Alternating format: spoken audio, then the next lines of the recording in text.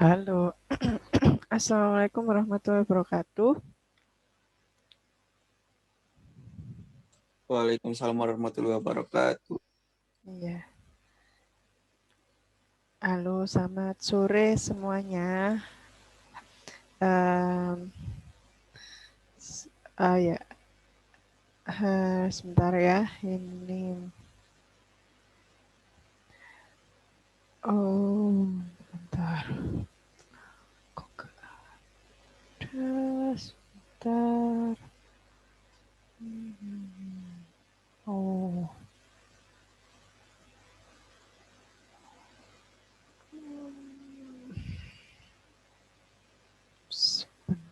sebentar. Oke, sambil nunggu semuanya join juga, saya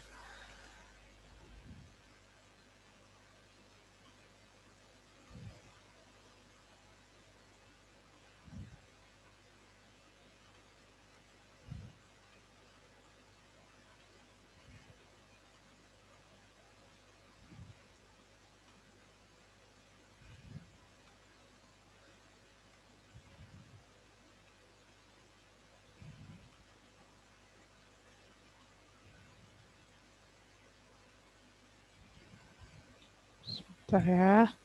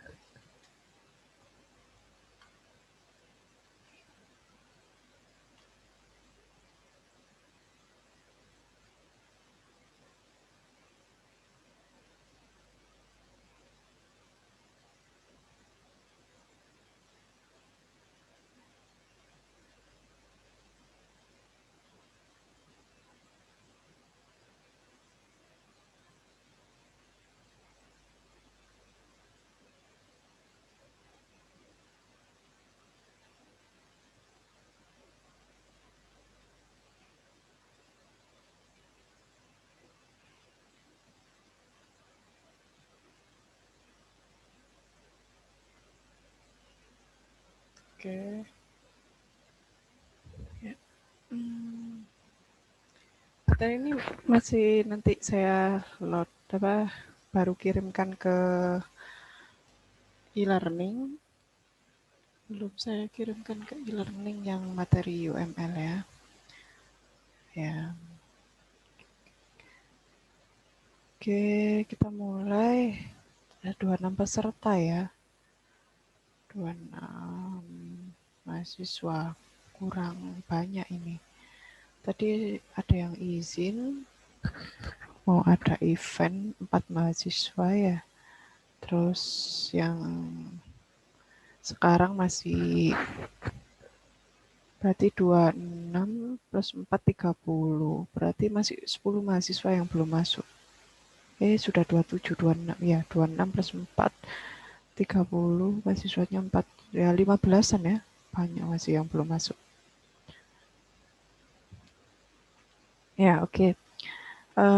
Ini materi ya, materi pertemuan 3, di mana materi pertemuan 3 itu adalah model arsitektur UML plus ADL. Jadi kalau kita lihat materi 1, pendahuluan, merangkum resume. Kedua, itu model arsitektur, pengenalan model arsitektur, dan tugasnya yaitu untuk membuat studi kasus, mencari studi kasus, di mana studi kasus itu masing-masing mahasiswa membuat, lalu dibuat kelompok. Setelah itu, uh, ya, pastinya didiskusikan supaya mungkin memunculkan ide untuk membuat solusi perangkat lunaknya. Dari studi kasus, suatu studi kasus yang diangkat oleh masing-masing mahasiswa. Nah, setelah itu diberikan solusi perangkat lunaknya seperti apa. Nah, ini yang saya lihat masih belum. Nah, ini harus dikumpulkan. Dikumpulkan nanti akan saya review karena setelah tugas ini ada tugas selanjutnya. Jadi Mas apa ya berhubungan gitu ya. Setelah tugas 1 terus tugas 2. Tugas 2 berhubungan dengan tugas 1.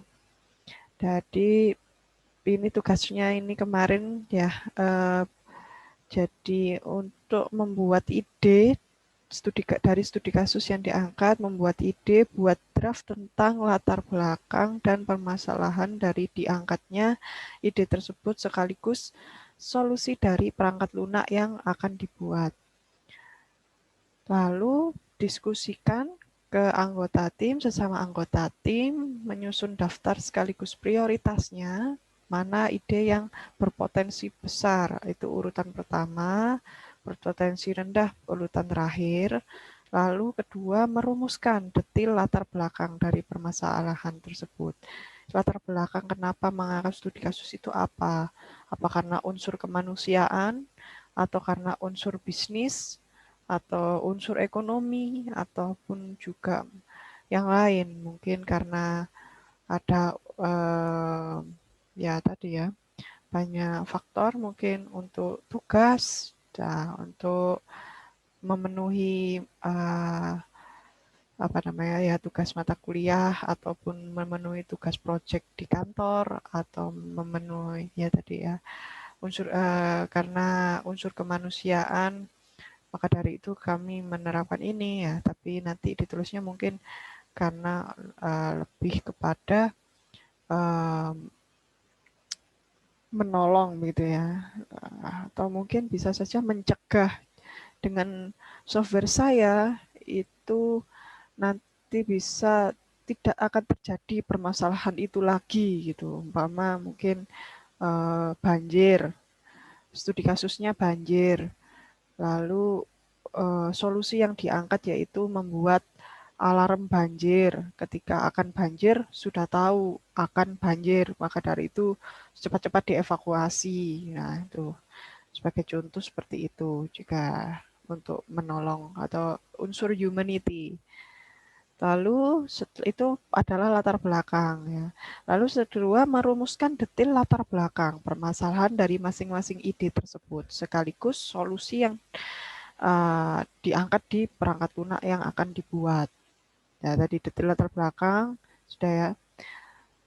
Menyusun daftar prioritas, kedua menyusun latar belakang. Jadi kalian pertama diurutkan mana ini lah, terus merumuskan detail latar belakang dari masing-masing ide itu.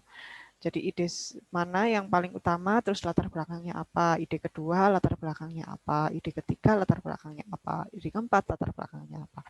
Nah, laporan resminya yang harus kalian buat itu dikumpulkan dari hasil diskusi yang dilakukan, susun laporan resmi berupa kumpulan ide studi kasus beserta detail. Pertama, judul aplikasi, kedua, latar belakang, ketiga, permasalahannya, lalu keempat, solusi. Jadi mungkin lebih enak menurut saya kalian buat tabel. Jadi di tabel itu, tabel 1 gitu ya. Pertama kolom 1 judul aplikasi. Lalu kedua, latar belakang. Ketiga, kolom 3 permasalahan. Kolom 4 solusi. Nah, urutkan 1, 2, 3, 4 tabel. Nah, sudah beres. Itu cuma tugas satunya seperti itu. Jadi, idenya apa? Judul aplikasinya apa? Latar belakangnya kenapa buat aplikasi itu? Masalahnya apa gitu ya. Lalu solusinya gitu. Nah, itu tugas hari ini. Udah. Selanjutnya, nah saat ini kita menginjak pada materi model arsitektur lebih mendalam. Tadinya ini kan studi kasus model arsitektur ya. Pertama buat judul dulu, mana yang akan dijadikan prioritas. Setelah itu nantinya akan dimodelkan model arsitekturnya. Salah satunya yang ada di materi saya hari ini yaitu model arsitektur UML plus ADL. Seperti itu. Tapi mungkin hari ini UML dulu karena kalau saya dua-duanya akan kepenuhan dan tidak cukup waktu untuk bisa memahami lebih baik. Jadi satu materi dulu agar bisa lebih uh, mengerti lebih baik gitu. Nah, oke. Baik, nah ini materinya saya upload agar bisa juga melihat di apa namanya. Saya upload sebentar di e-learning.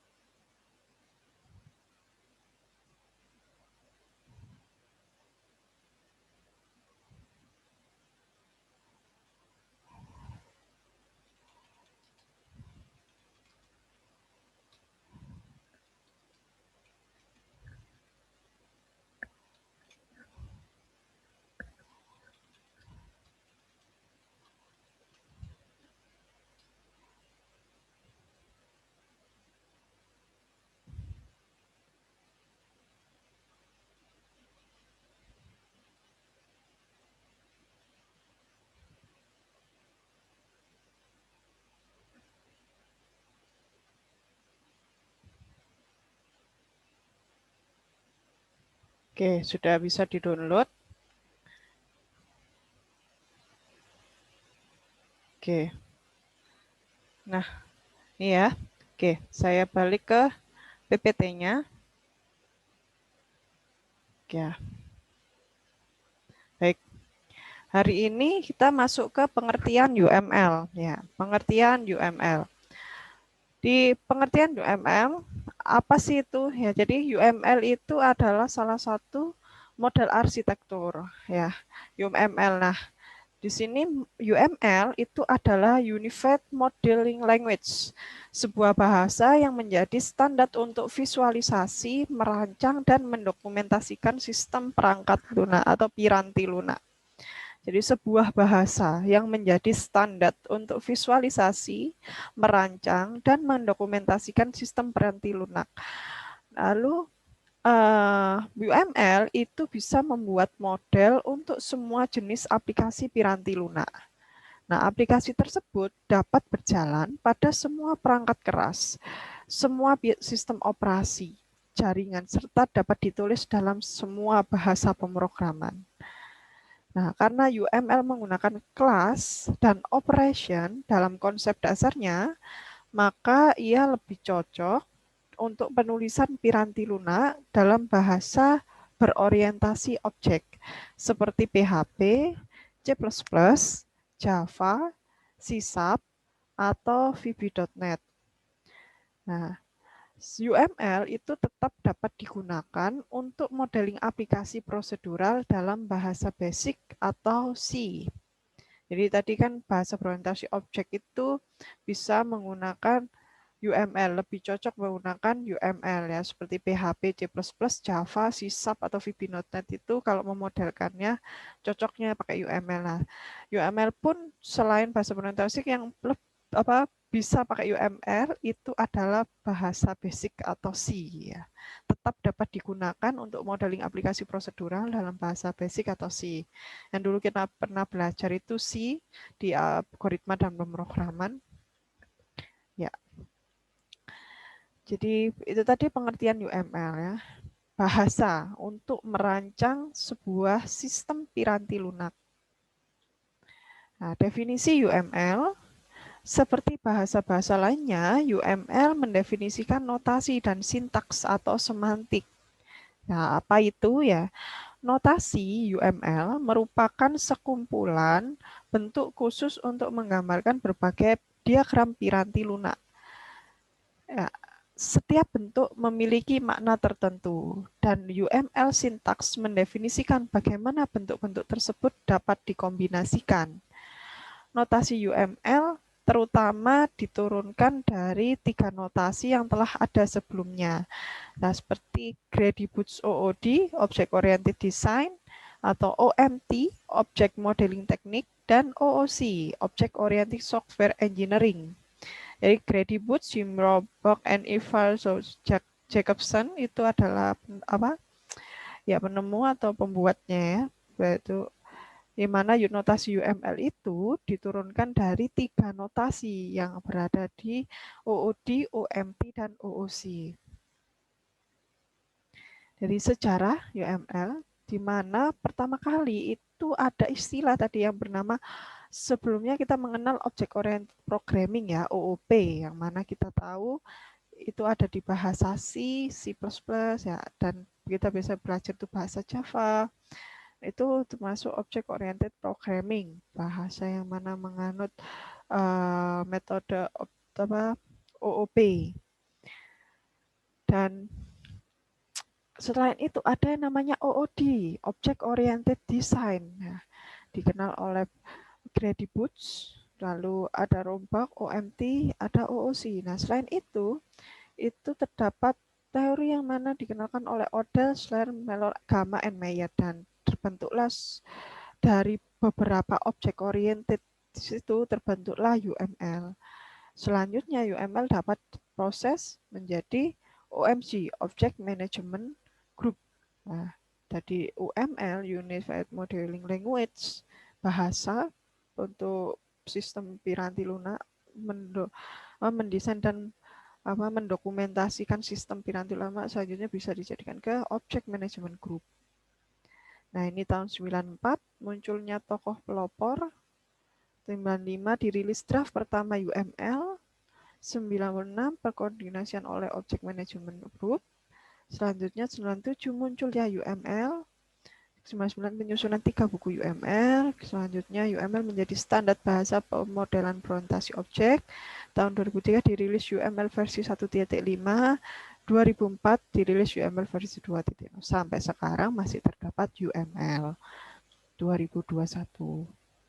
Nah, UML versi 1.5, nah ini dulu, sekarang sudah bukan lagi 1.5 dan 2.0, tapi sudah latest versionnya UML. Coba nanti dilihat, ada banyak. Jadi UML versi yang ini 1.5 itu terdiri dari 9 diagram. Jadi ada use case diagram, kelas diagram, objek diagram, state chart diagram, activity diagram atau bisa juga, lalu sequence diagram, collaboration diagram, dan deployment diagram.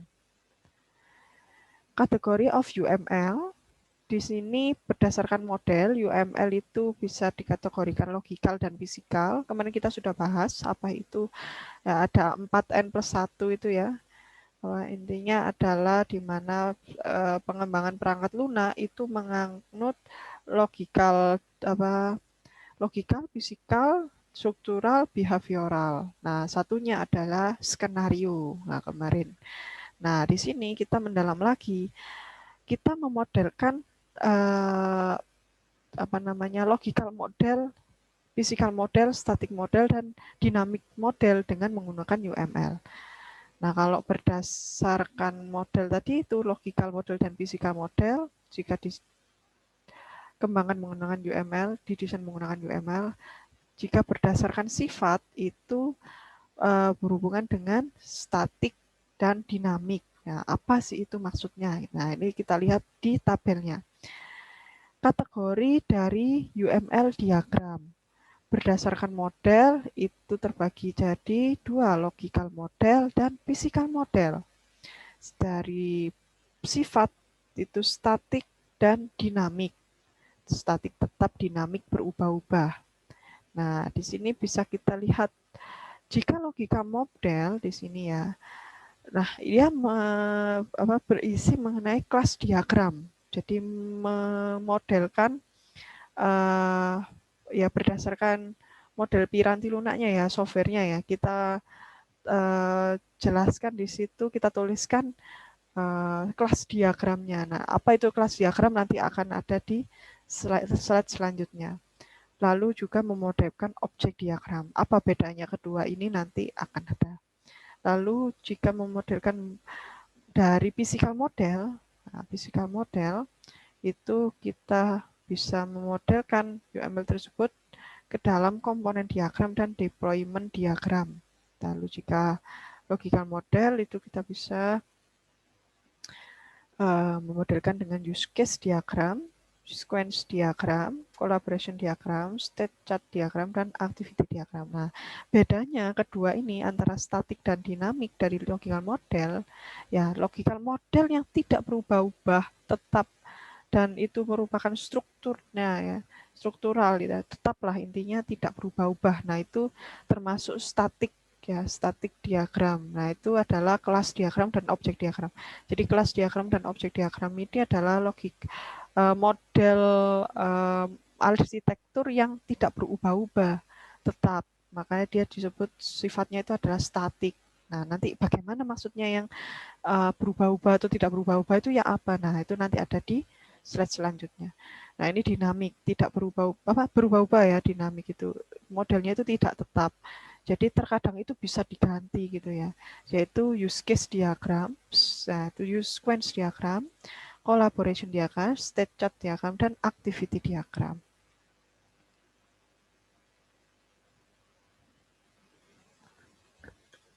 Nah, ini kita lanjut ke mature area. Ini ada selanjutnya struktural. Nah, struktural itu ada by static view, use case view, implementation view, dan deployment view.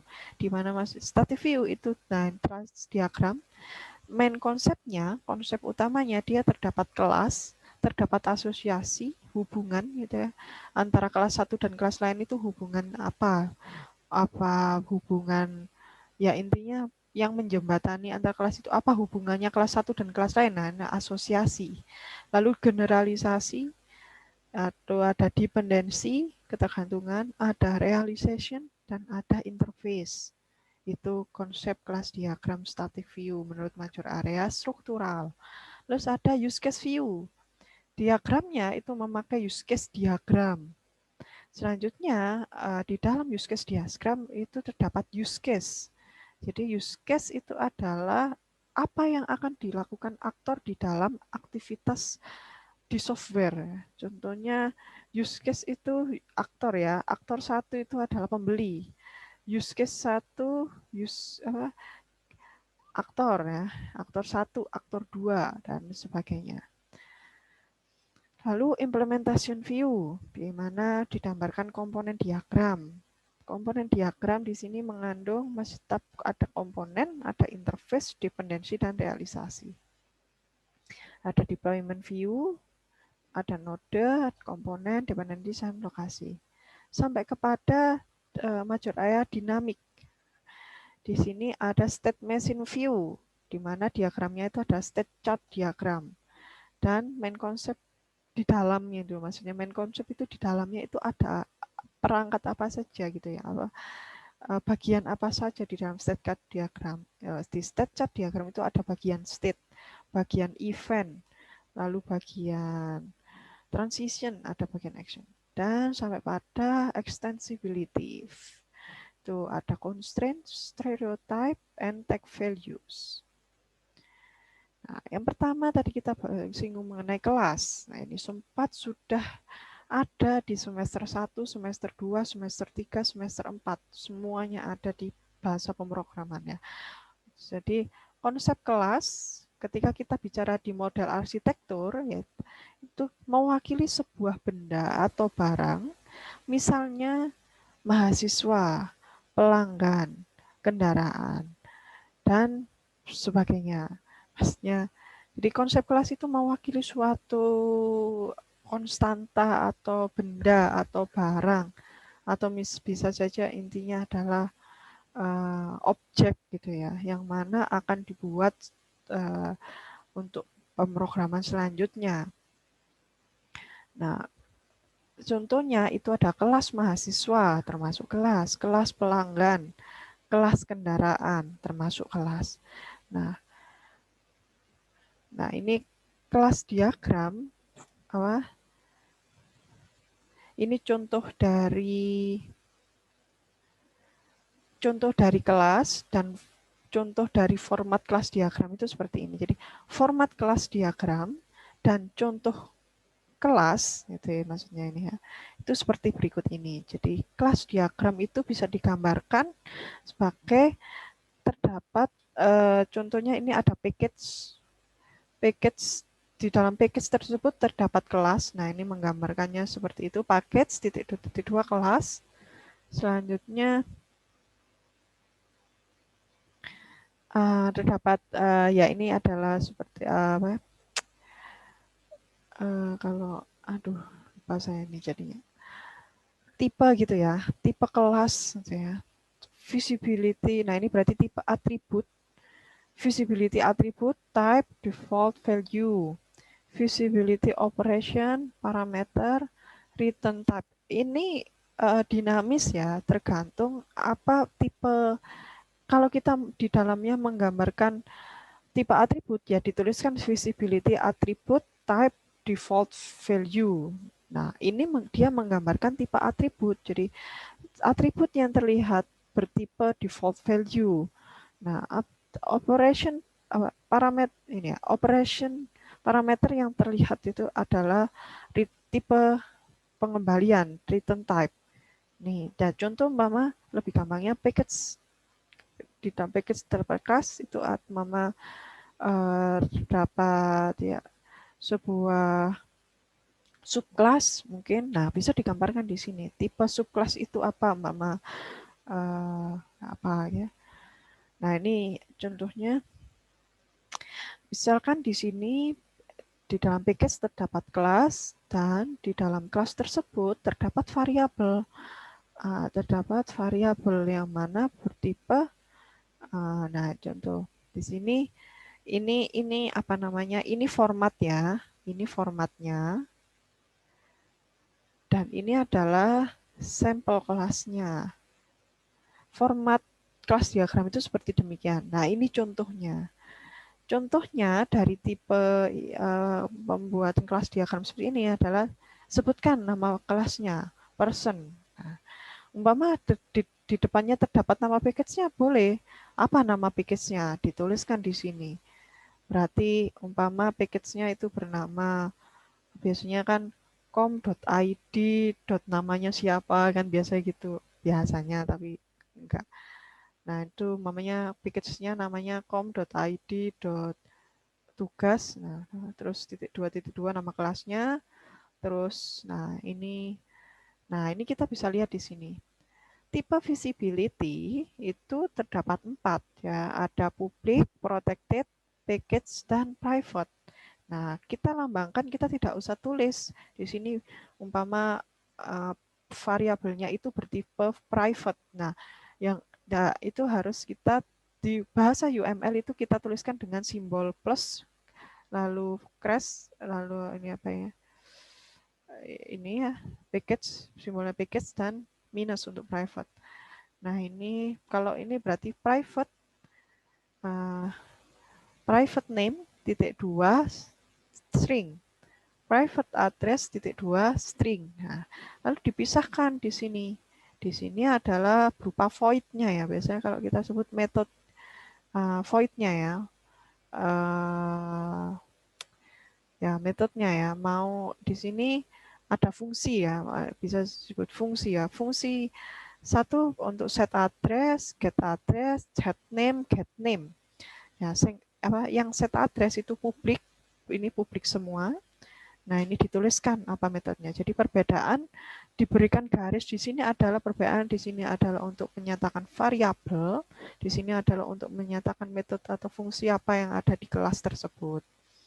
Jadi cara menuliskannya ini memakai simbol visibility, lalu nama variabelnya, titik 2, apa tipe variabelnya, terus diberikan kotak pemisah, yaitu nama metodenya apa, tipenya apa, di dalam, di dalam metode itu variabel apa yang terkandung dalam metode itu. Umpama set address itu butuh variabel address yang mana tipenya string. Get address yang mana hanya pengembalian. Set name itu untuk butuh variabel name. Terus get name untuk memanggil berupa operation return type ya. Nah, itu seperti itu. Baik, selanjutnya konsep objek. Jadi di dalam UML pertama itu ada kelas, lalu kedua di dalam UML itu ada objek ya. What is object in object ya? What is object is that object.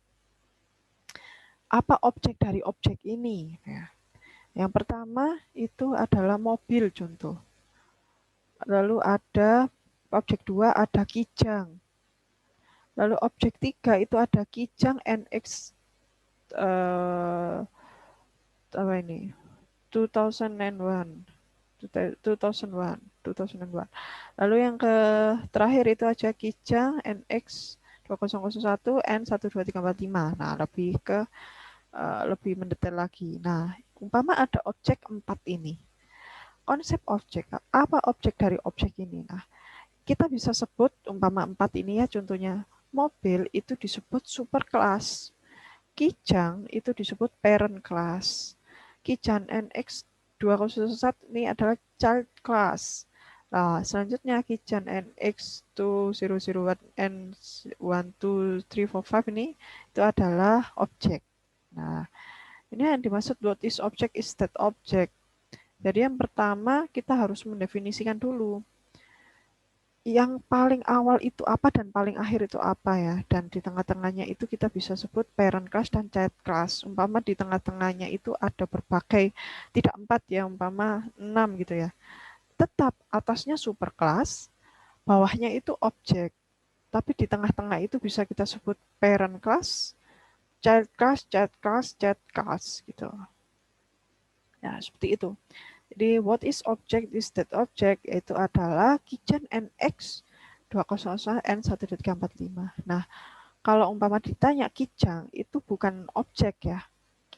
Kalau umpama sudah ada turunan jadi objek itu adalah merupakan turunan paling bawah dari superclass. Ya, itulah objek gitu ya. Jadi umpama kita cari apa nama dari mobil tersebut, kalau kita bilang Kijang, oh belum tepat.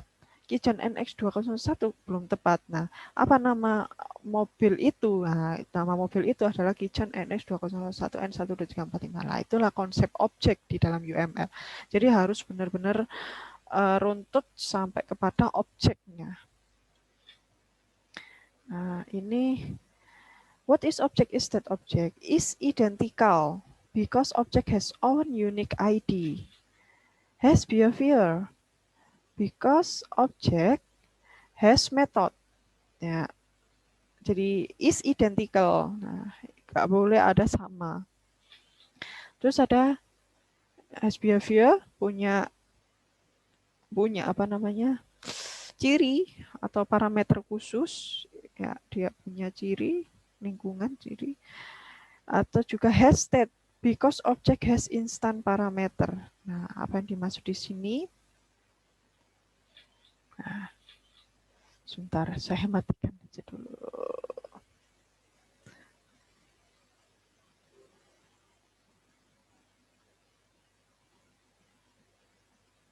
Bagaimana ya?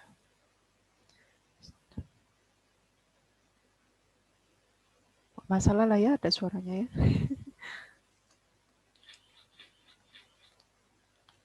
nanti.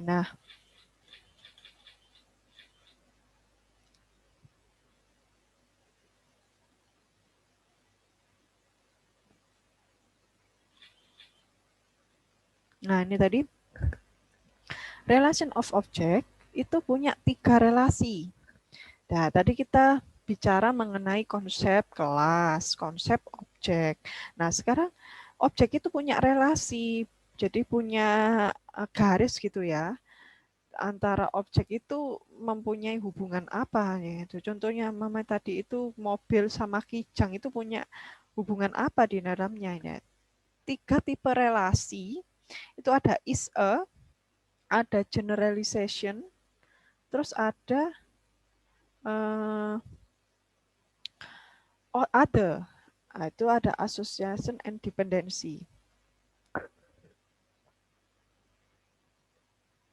Nah, di situ kalau Mama ini ada 3 ya. Nah, ini adalah pemodelannya. Jadi kalau bermodel asosiasi itu adalah garis saja, garis tidak putus-putus ya, garis utuh dan tidak punya panah, garis gitu aja. Nah, itu termasuk asosiasi. Has a gitu ya. Has a. Jadi umpama parent has a child.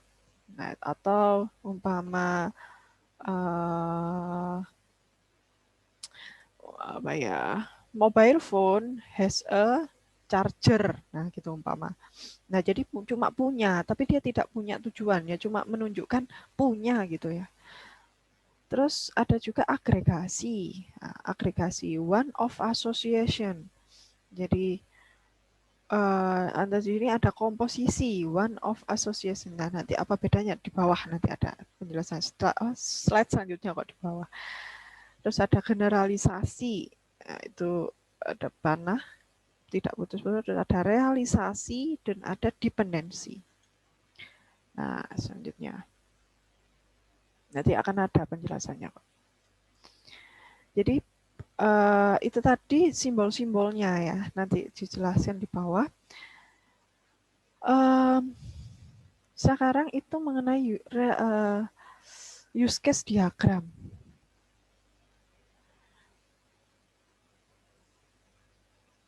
Use case diagram ya.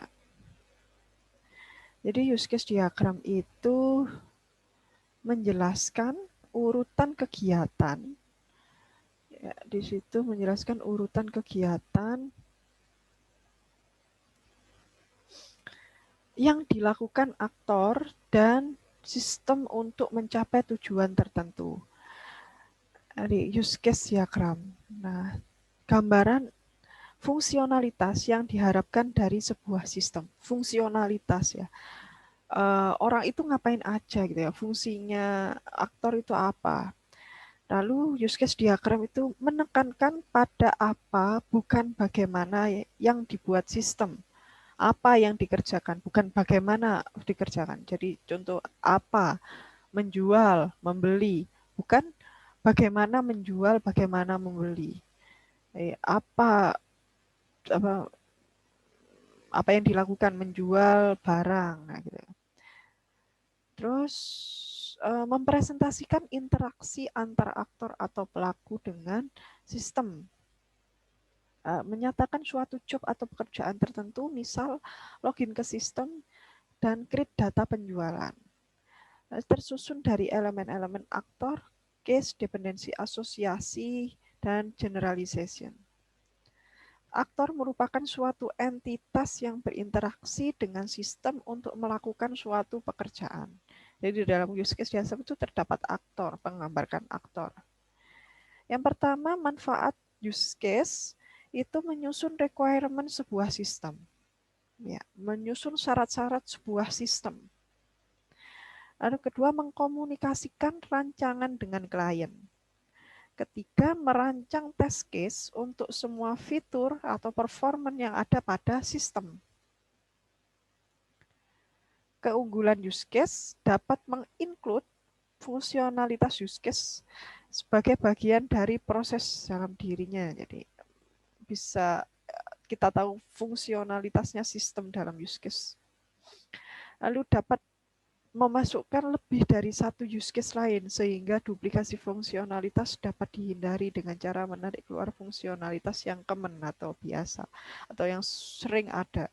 Jadi use case itu menghindari adanya duplikasi fungsionalitas. Umpama sudah ada fungsi membeli, kok ada fungsi membeli lagi. Nah, makanya digambarkan use case agar kita tergambarkan fungsinya dan bisa apa namanya unik gitulah fungsinya.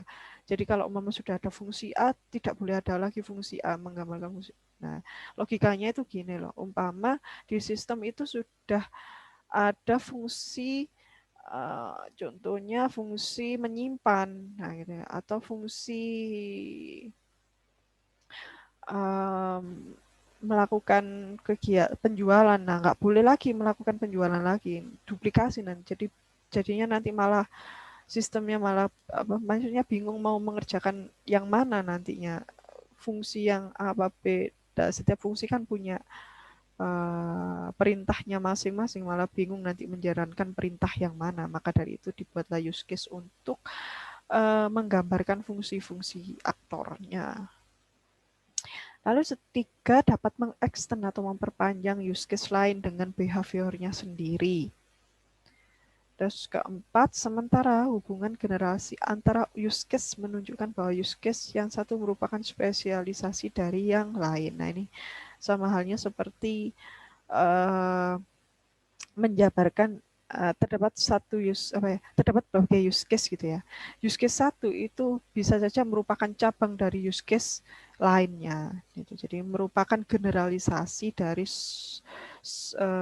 beberapa use case. Nah, ini simbol use case.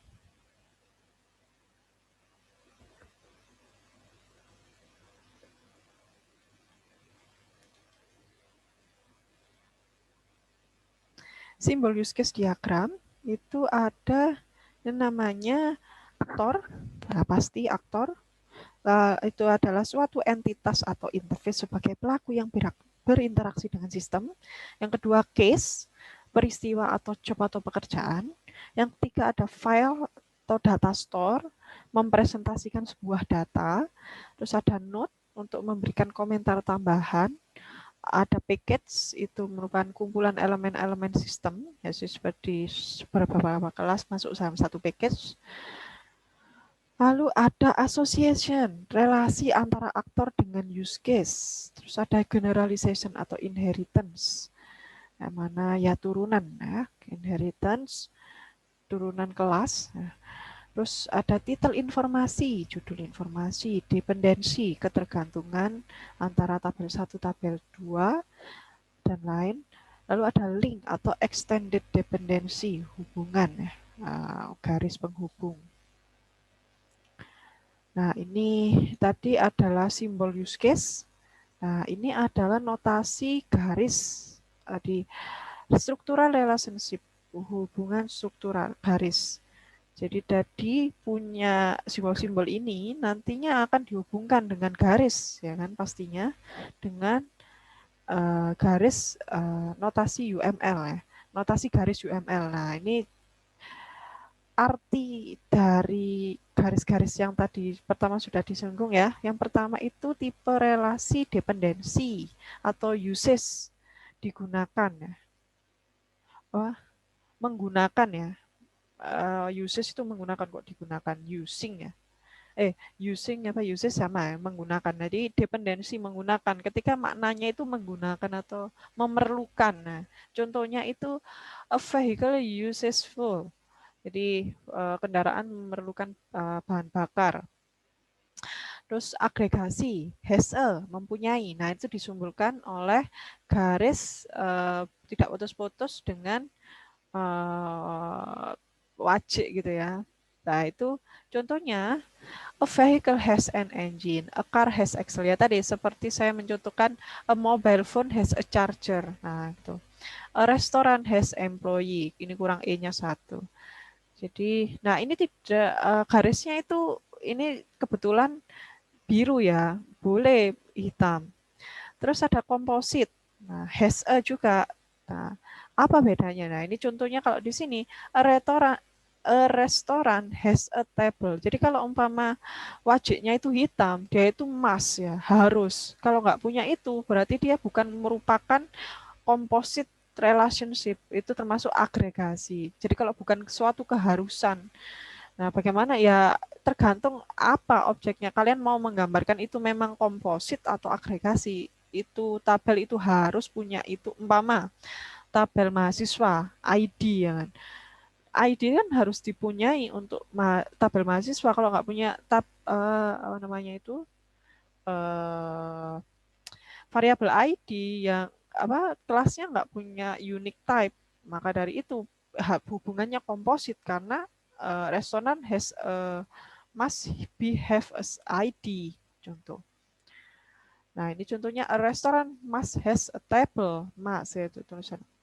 Selanjutnya association itu garis tidak putus-putus ya, garis utuh. Tadi dependensi itu menggunakan itu garis putus-putus. Kalau association garis tidak putus-putus. Contohnya, a vehicle is licensed by the New Jersey Department of Motor Vehicle. Jadi, is licensed by the New Jersey Department of Motor Vehicle. Jadi, relasi antar kelas dengan makna umum. Asosiasi bisa juga disertai dengan multiplicity. Kalau umpama saya boleh ini kalian langsung cari ini kan bahasa Inggris.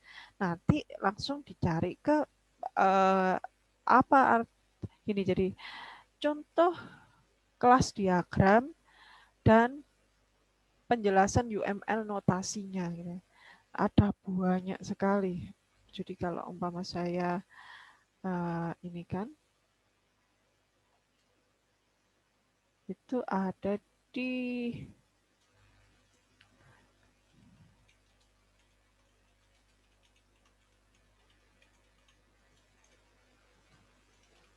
ini kok.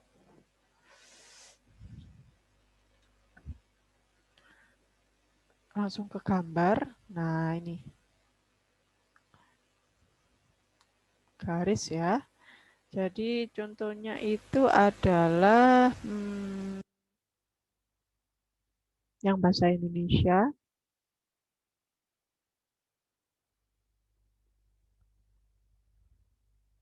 Nah, ini jadi simbol UML itu contoh yang asosiasi hubungan statis antar kelas, asosiasi menggambarkan kelas yang memiliki atribut berupa kelas lain atau kelas yang harus mengetahui eksistensi kelas lain. Nah, langsung contohnya aja ya. Jadi umpama bentar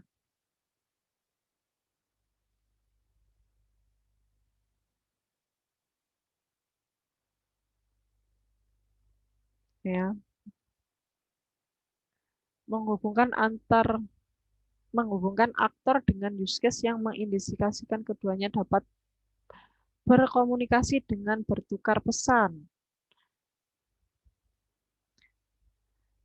Saya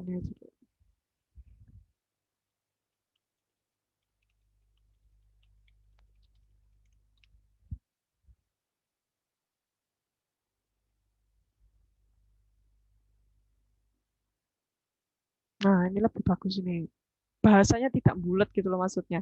Bahasanya harus ringan karena bisa harus mengerti. Jadi aktor itu mewakili peran orang, use case itu abstraksi dari interaksi antar sistem dan aktor. Jadi use case itu digambarkan dengan lingkaran oval. Terus asosiasi garisnya, abstraksi dari penghubung antar aktor dengan use case, hubung antar aktor dengan use case. Jadi kalau umpama aktor itu mau melakukan suatu pekerjaan apa, nah itu bisa digabungkan dengan asosiasi, garis asosiasi. Terus kalau garis generalisasi menunjukkan spesialisasi aktor untuk dapat berpartisipasi dengan use case. Tadi kan contoh saya itu adalah uh, apa menggunakan gitu ya.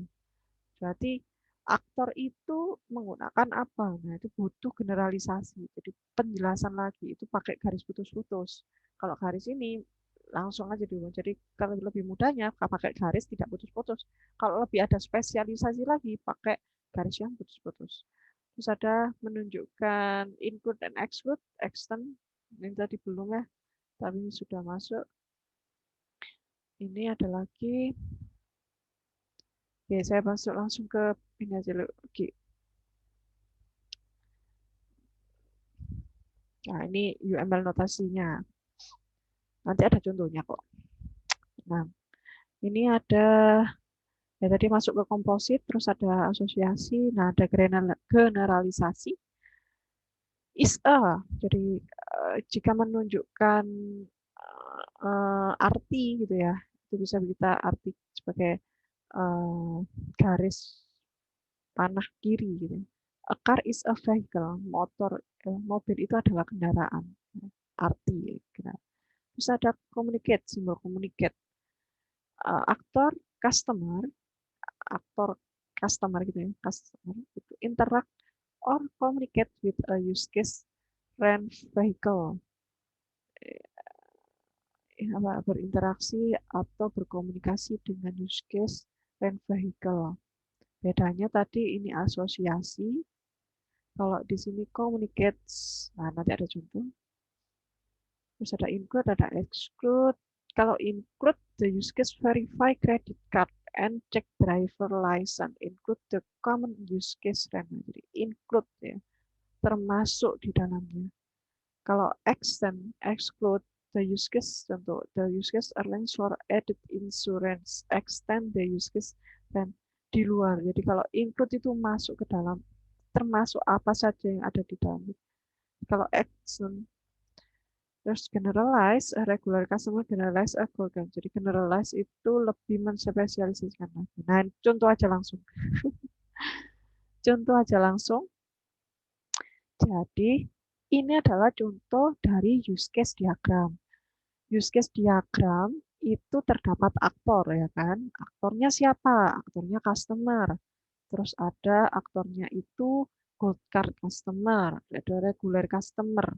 Nah, customer itu punya fungsi apa? Oh, meminjam kendaraan. Nah, ini termasuk communication relationship.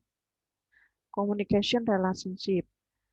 Terus kalau juga umpama ada good card customer, dia berhubungan dengan regular customer.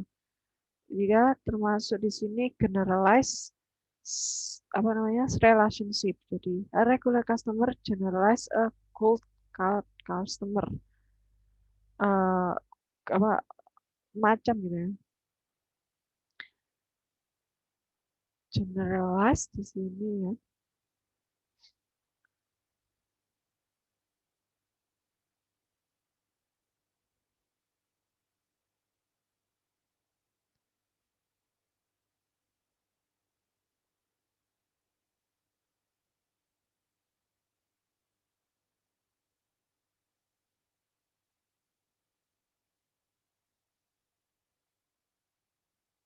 Jadi lebih spesifiknya lagi gitu ya. Kalau generalize itu lebih spesifik. Jadi sebuah kelas yang menyatakan kelas yang lebih spesifik lagi. Umpama sudah ada aktor good card customer, dia akan menspesifikkan lagi good card customer yang bagaimana yang regular customer. Jadi itu merupakan generalized relationship, menspesifikkan suatu aktor. Selanjutnya itu ada include relationship. Itu termasuk tadi include ya, termasuk artinya termasuk ya. Di dalamnya itu ada apa saja. Jadi kalau menurut arti di sini include contohnya the use case verify credit card and check driver license. Use case tersebut memverifikasi kartu kredit dan mencek SIM gitu ya atau driver license ya. Mencek SIM includes the common use case rent vehicle, di mana itu merupakan bagian dari rent vehicle. Jadi rent vehicle itu punya verify credit card dan check driver license di dalamnya. Nah, itu digambarkan dengan verify credit card itu masuk dalam rent vehicle, check driver license itu masuk ke rent vehicle dan sebagainya. Jadi ini termasuk dari fungsi rent vehicle. Itu digambarkan dengan include and include. Paham nggak sampai sini? Nah, coba dipahami dulu. Ini, dasarnya use case. Dasarnya use case diagram itu Ada berbagai, tadi ada simbol-simbolnya. Ini ya, keliru.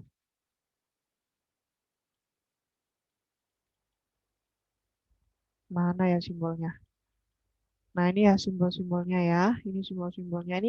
Ini contoh. Nah, sebenarnya ini ada paletnya ya. Kalau pakai rasional terus, software rasional terus, nah ini ada palet-paletnya yang digunakan untuk menotasikan UML. Tuh, ini simbolnya nih. Terus ini garisnya menunjukkan UML. Nah, ini contohnya tadi. Jadi contoh ada user mempunyai fungsi rent vehicle, meminjam barang, meminjam kendaraan. Podcast menspesifikasikan lagi aktor, yaitu Google punya regular customer. Terus ada juga fungsi-fungsi mau dihubungkan ke dalam satu fungsi yang memang itu induknya dari fungsi satu dan fungsi dua ini, itu dengan menggunakan garis relationship include, termasuk dalamnya apa.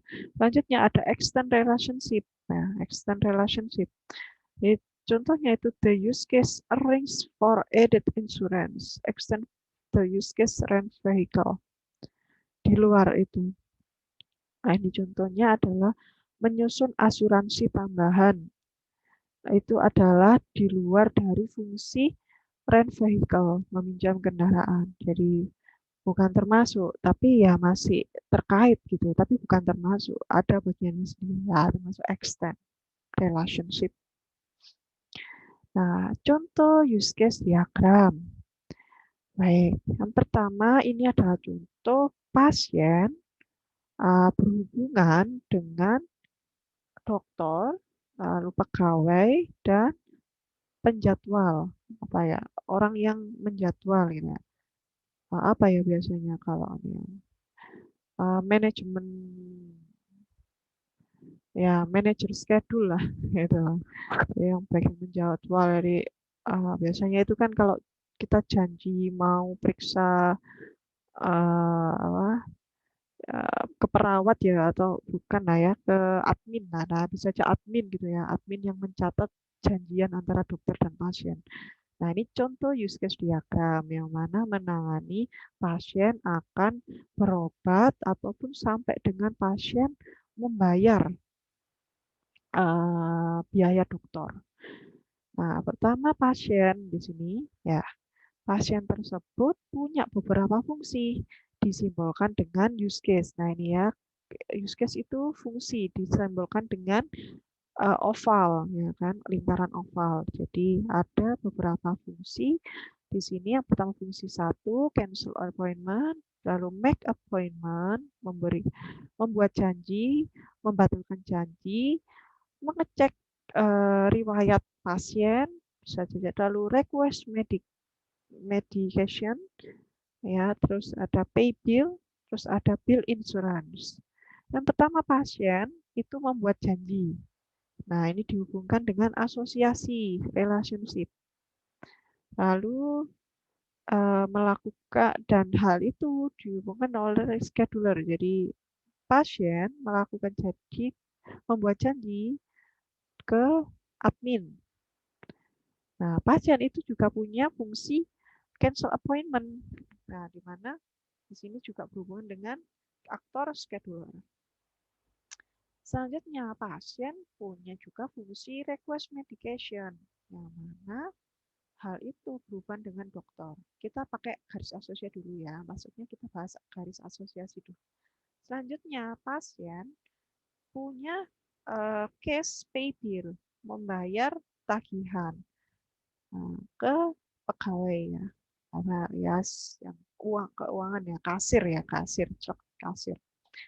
Nah, itu garis asosiasi, itu berhubungan dengan notasi aktor, itu berhubungan dengan notasi use case. Nah, sekarang kita berhubungan dengan notasi UML garis include. Contoh garis include yaitu termasuk. Nah, make appointment itu punya fungsi turunan yaitu check patient record. Nah, maka dari itu diberilah include di dalamnya, yaitu include check patient record. Nah, karena mengarahnya itu dia dari membuat janji lalu mengecek patient record. Nah, mengarahnya itu berupa berdasarkan jalannya sistem ya. Jadi kalau tadi itu kan arahnya kan ke dalam sini ya jalannya sistem. Jalannya sistem di sini dia ya menunjukkan bahwa dia itu merupakan bagian dari ini gitu ya. Karena di sini belum ada ya cuma contoh aja ya. Tapi kalau sebenarnya itu include, garis include itu mengarah ke jalannya sistemnya. Dari membuat janji itu punya sistem lagi yaitu check passion record. Nah, itu termasuk include. Oh iya Yuridan, oke silakan. Ya hati-hati ya. Semoga cepat sembuh. Amin. Ya, saya lanjutkan. Oke, membuat janji itu punya fungsi include ya, di mana punya check passion record. Nah, itu termasuk sebagai include use case. Nah, include use case di sini tadi ada fungsi request medication, termasuk dalamnya ada juga check passion record. Jadi dua-duanya itu ketika membuat janji itu dia si admin itu mengecek ya biasanya kan gitu ya kalau umpama eh, sudah punya membernya, kalau belum ada, biasanya itu ada kartu gitu ya, bisa kita pakai kartu apa kartu equity, kartu asuransi, BPJS atau ya asuransi perusahaan lain. Nah, itu bisa pakai. Nah, itu makanya dia pakai check passion record. Nah, ini juga request medication. Nah, apa, ya malah request medication ya dia ada dokter. Nah, itu punya fungsi juga cek passion record juga, nggak boleh macam-macam kan memberi obat itu, jadi pengobatan itu harus dilihat riwayat sebelumnya kalau umpama. Nah, itu termasuk ini riwayat dokternya. Selanjutnya membayar. Nah, ini punya fungsi. Nah, ini arahnya itu ke dalam ya extend di sini. Defer payment ya. Dia uh, defer. Kadang jawaban ini.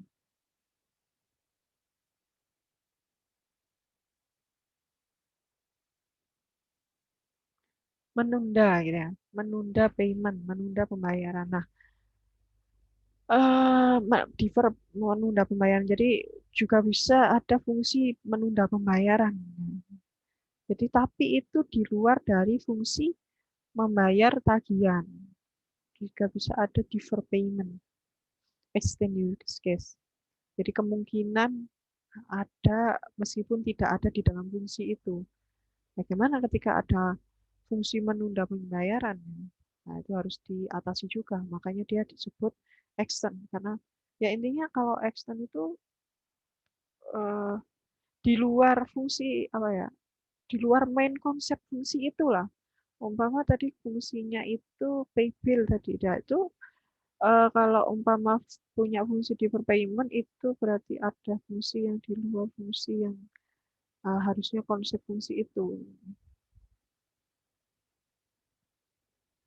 Gitu. Nah, selanjutnya ada bill insurance. Nah, bill insurance itu termasuk dari generalization, jadi merupakan spesialisasi. Jadi pay bill itu punya fungsi uh, apa namanya bill insurance ini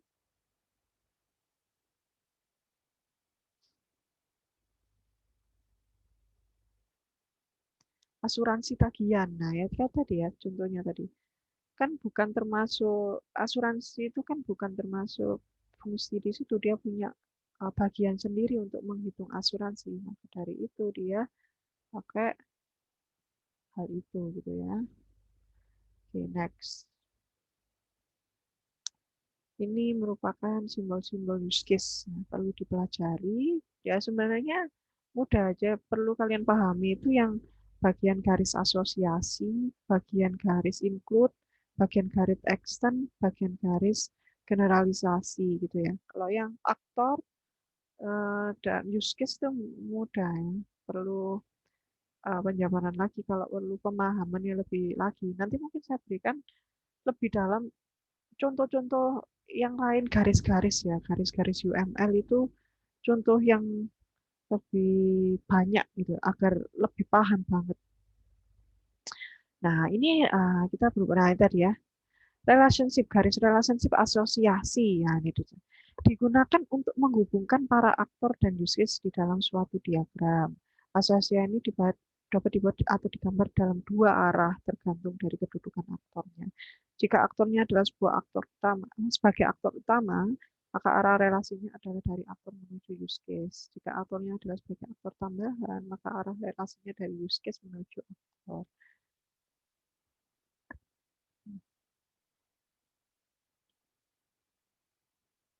Nah, ini generalisasi menunjukkan hubungan antara elemen yang lebih umum ke elemen yang lebih spesifik.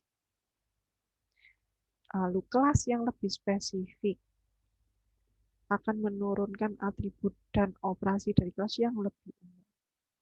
Merupakan pemodelan dari hierarki kelas atau konsep inheritance. Contoh kelas pelanggan adalah superkelas dan turunannya adalah pelanggan antar. Pelanggan adalah gambaran atau abstraksi pelanggan secara umum. Pelanggan antar mengabstraksikan pelanggan yang memesan lewat telepon dan pelanggan yang mengambil barang melalui pengiriman.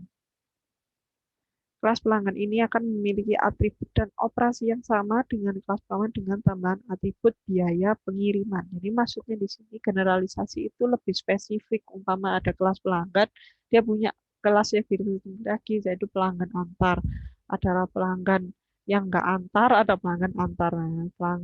Pelanggan antar itu yang lebih pelanggan yang maunya dia menerima barang itu diantar. Gitu. Nah, tadi ini dia pesennya by telepon. Nah, ini lalu ada garis, itu tadi contohnya kalau generalisasi lebih spesifik. Terus tadi yang pertama itu asosiasi yang merupakan hubungan antara aktor dan use case. Asosiasi dibuat tergantung kedudukan aktor. Kalau umpama aktor utama, nah apa maksudnya aktor utama sama aktor tambahan itu? Aktor utama ya apa namanya? Dia primary aktor ya, namanya tadi pelanggan, pelanggan, terus itu primary aktor. Ada lagi namanya pelanggan satu yang merupakan turunannya pelanggan. Nah, itu termasuk kayak itu dia tujuannya apa arah relasinya ya dari aktor menuju use case atau dari use case menuju aktor. Kalau sub aktor. Terus ada dependensi, relationship dependensi. Jadi hubungan semantik antara dua unsur yang dapat, nah ini aja ya untuk langsung aja relasi antara use case satu dengan use case yang lain. Relasi yang menunjukkan bahwa perubahan pada salah satu elemen akan memberikan pengaruh pada elemen yang lain. Terdapat dua stereotip include dan extend. Nah, tadi dependensi input apa extend. Include menunjukkan bahwa suatu bagian dari elemen yang ada di garis tanpa panah memicu eksekusi bagian dari elemen lain yang ada di garis dengan panah. Menunjukkan bahwa suatu bagian dari elemen memicu eksekusi bagian dari elemen lain. Nah, contohnya tadi itu kan uh, bill, request medication ya. Oh, dia include uh, dia punya request medication, punya bagian. Nah, request medication punya bagian check patient record. Nah, yang panah ini check patient record jadi ya. Check patient record itu yang ada di garis panah itu bagian dari elemen lain memicu apa nih? Include menunjukkan bahwa suatu bagian dari elemen memicu bagian dari elemen lain. Jadi request medication itu memicu bagian uh, apa request medication memicu bagian kok jangan lupa lagi ini. Check question record. Dia fungsi ini tuh akhir apa dia uh, apa sih memicu itu bahasa Indonesia lebih enaknya menimbulkan adanya fungsi lain gitu ya. Menimbulkan bisa dia berakibat menambahkan fungsi yang lain. Contohnya Setelah ada fungsi request medication, nantinya akan ada fungsi check patient record. Nah, itulah termasuk include. Nah, terus kalau exclude, extend atau menunjukkan bahwa suatu bagian dari elemen di garis tanpa panah bisa disisipkan ke dalam elemen yang ada di garis dengan panah. Contohnya tadi membayar asuransi. Ini bisa menunjukkan bagian yang bisa disisipkan ke dalam elemen fungsi utama. Jadi take a bill, pay a bill, nah itu dia menyisipkan bagian asuransi. Nah itu termasuk extend. Nah, kalau include itu memicu ada fungsi lain, kalau extend itu memasukkan fungsi lain. Ya, kalau include itu dari dalam keluar, kalau extend dari luar ke dalam. Enggak ya sampai situ. Nah, ada pertanyaan enggak kira-kira logikanya gimana? Ada contohnya. Jadi kalau input itu eh, dari dalam keluar, ya logikanya tuh dia punya fungsi apa tadi? Fungsi meminta pengobatan. Nah, meminta pengobatan dia itu punya syarat sebelum diobati benar-benar harus mengecek pasien record dulu, makanya dia punya fungsi tambahan lagi yaitu questionnaire. Nah, kalau extend itu dia malah fungsi yang nggak ada di situ malah nambah, namanya dia seperti membayar tagihan. Kalau umpama nggak ada fungsi itu sih nggak apa-apa, tapi menambahkan aja gitu, yaitu membayar asuransi. Membayar asuransi itu disisipkan ke dalam fungsi membayar tagihan. Kalau input itu butuh, ya, must be has a function dysfunction. If that not have dysfunction, itu that cannot be in other use case. Kalau umpam extend harus mas apa ya dari luar ke dalam, nambah aja, nggak masalah kalau nggak ada itu, jadi nggak masalah juga tidak ada fungsi. Itu sih relationship. Nah, sekarang jam berapa dan ini slide berapa? Bentar. Jam 4:30, sekarang slide 21 dari 60. Oke. Sebenarnya banyak. Use case tuh intinya itu kalian bisa gambarkan aja lah. Ada aktor, terus ada garis, terus ada fungsinya. Nah, yang penting itu. Oke lah, kita sampai jam 5 aja ya. Oke, next. Nah, use case specification itu merupakan teks untuk menjelaskan urutan kegiatan use case tersebut, meliputi nama use case, deskripsi singkat, aliran use case, aliran alternatif use case, terus ada special requirement, ada precondition, ada post condition. Nah, pertama, nama use case itu mencantumkan nama dari use case yang bersangkutan. Sebaiknya diawali kata kerja untuk menunjukkan suatu aktivitas. Deskripsi singkat menjelaskan secara singkat dalam waktu 1 atau 2 kalimat tentang tujuan dari use case ini. Ketiga, basic flow, jantung dari use case, yaitu menjelaskan interaksi antara aktor dan sistem dalam kondisi normal, yaitu segala sesuatu berjalan dengan lancar, tiada halangan atau hambatan dalam mencapai tujuan dari use case. Kalau itu aliran basic. Terus ada aliran alternatif, itu pelengkap dari basic flow karena tidak ada yang sempurna dalam setiap kali use case berlangsung. Di dalam alternate flow dijelaskan apa yang akan terjadi bila suatu halangan atau hambatan terjadi sewaktu use case berlangsung. Ini berhubungan dengan error yang mungkin terjadi. Nah, itu alternate flow. Ya, yang pertama itu primary flow ya. Dalam fungsi utama nakal ada alternate flow, alternatifnya. Ada special requirement, berisi kebutuhan lain yang belum tercakup dalam aliran nama dan alternatif. Dibedakan secara jelas bahwa basic dan alternate itu menangani kebutuhan fungsional dari use case. Dan ada precondition, menjelaskan persyaratan yang harus dipenuhi sebelum use case dimulai. Ada post condition, kondisi yang menjelaskan kondisi yang berubah atau terjadi saat use case selesai dieksekusi.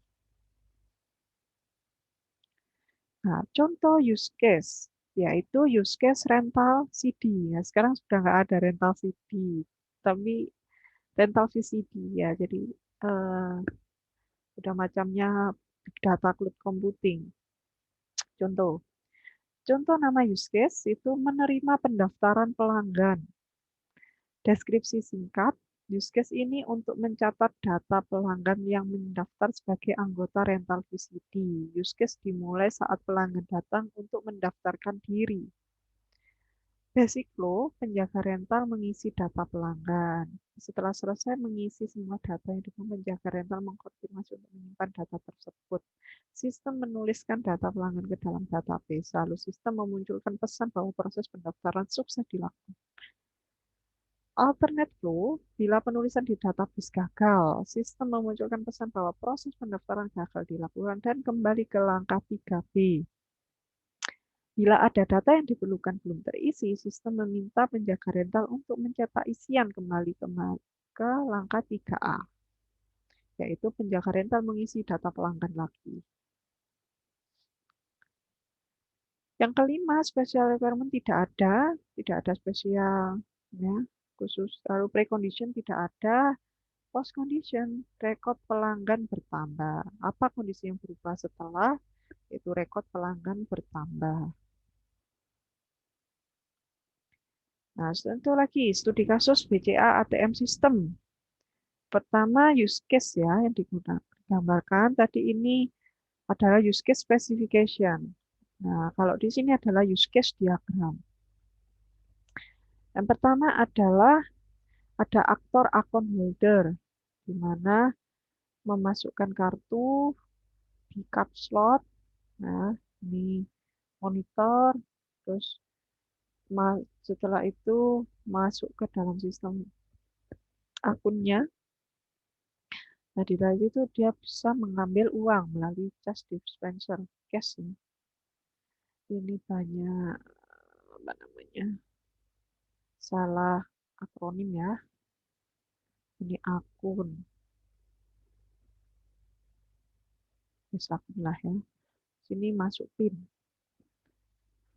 Nah, desain use case ini akun holder pemegang akun. Dia punya sistem ATM BCA, itu penarikan uang sukses, transfer uang, pembayaran telepon.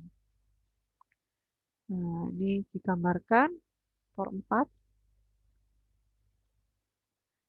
Nah, ini case skenario untuk menarikan uang sukses, keyword format tag SVO. Nah, itu akun holder memasukkan kartu ATM.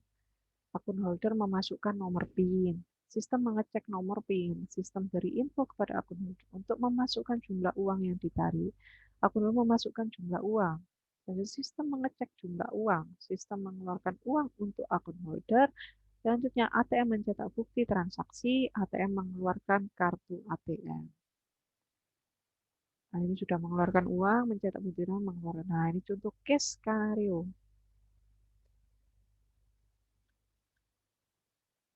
Mendefinisikan objek. Keyword. Objek adalah semua kata benda yang terlibat dalam sistem. Ya, ini tadi masih ATM. Jadi pertama adalah objek akun holder. 2 ATM. Akun 3 chart. 4 monitor. Kelima chart slot. Ya, yang akun holder ini bersifat entity. ATM bersifat kontrol. Dan ketiga di sini bersifat boundary, pembatas, batasan. Terus ada cash dispenser, nah, termasuk juga boundary, keyboard, boundary, invoice dispenser boundary, dan akun. Akun itu termasuk entity. Jadi yang termasuk di dalam garis border tadi ya, garis boundary itu termasuk sistem boundary dan termasuk itu sistem boundary, objek boundary. Ada stereotype, yaitu boundary, control, and entity. Nah, menggambarkan sistem ATM tadi. Contohnya objek diagram, menggambarkan objek diagram sistem ATM. Yang pertama ada use case akun holder. Akun holder itu punya entity, ya itu adalah entity ya. Jadi dia menandainya itu dengan garis apa ya? Garis panah kiri-kiri 2 kali, kanan-kanan 2 kali. Jadi objeknya ditandai dengan garis seperti ini. Lalu nama objeknya apa, objek apa, objek apa, objek apa, objek apa, objek apa, dan objek apa. Jadi kalau akun holder termasuk entity, sedangkan yang ada di garis itu termasuk boundary, lalu di control itu termasuk APM, dan entity itu termasuk akun. Kelas diagram spesifikasi yang menghasilkan sebuah objek, menggambarkan struktur dari deskripsi kelas, package, dan objek. Punya 3 macam area pokok, nama, atribut, dan metode.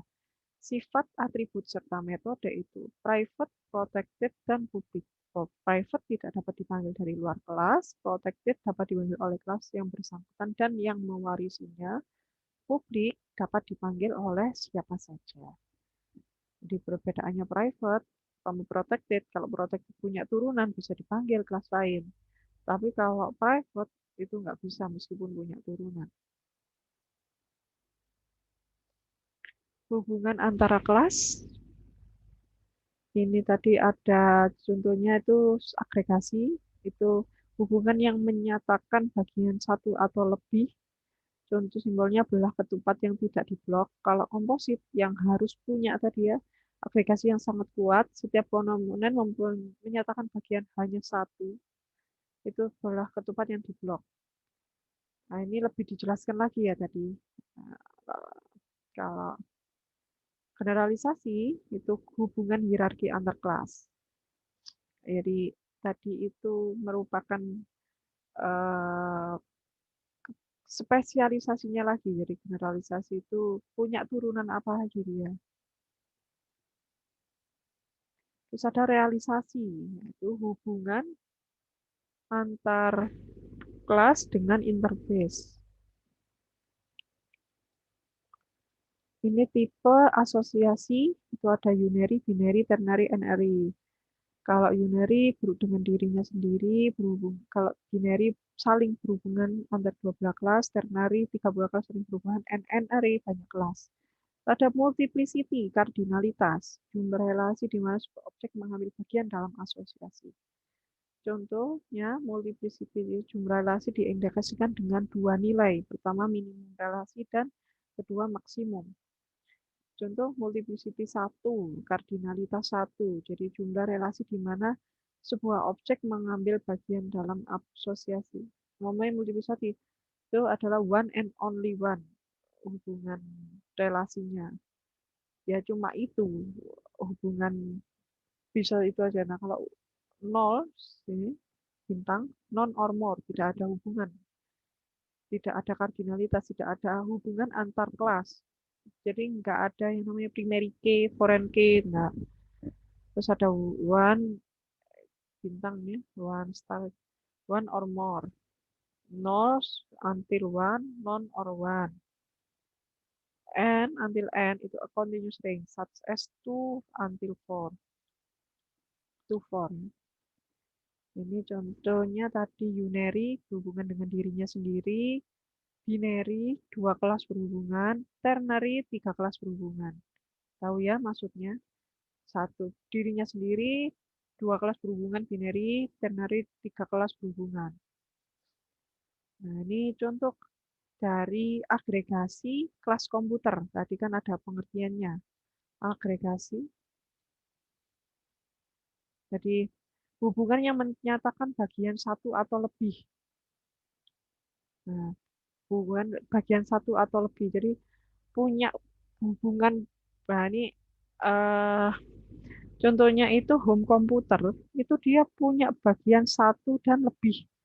Satu bisa ke speaker, keyboard, CPU box, monitor, mouse. Nah, contohnya ya, agregasi dari kelas komputer yang punya hubungan lebih dari satu. Nah, contohnya komputer rumah.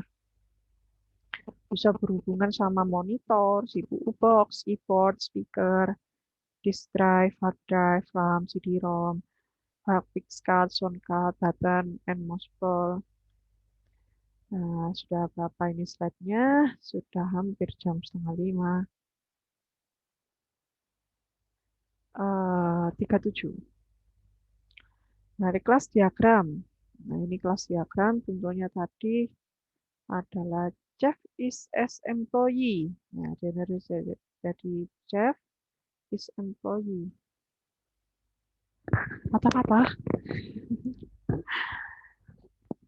Gini patah-patah. Tes 1, 2, 1, 2. Tes, tes. 1, 1, 1, 1. Patah-patah enggak, Akbar? Tes, tes, tes, tes, tes. Waduh, sebentar ya.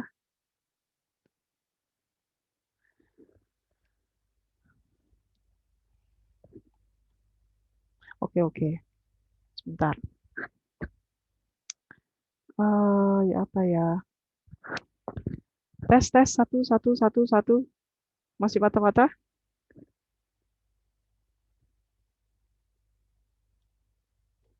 Patah-patah. Putus-putus gitu ya maksudnya. Patah-patah.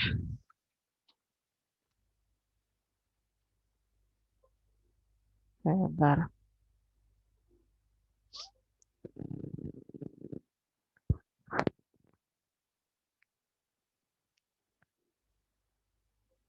Loh, loh, loh, loh, loh, loh.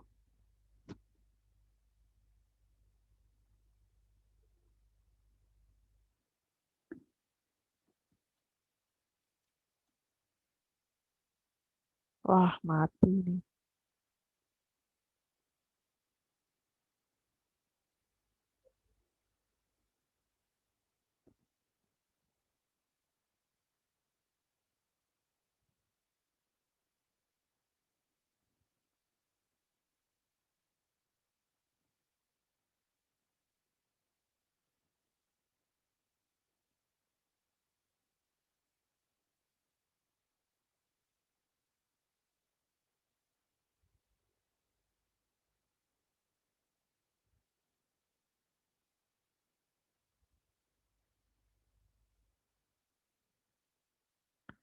Ya, halo.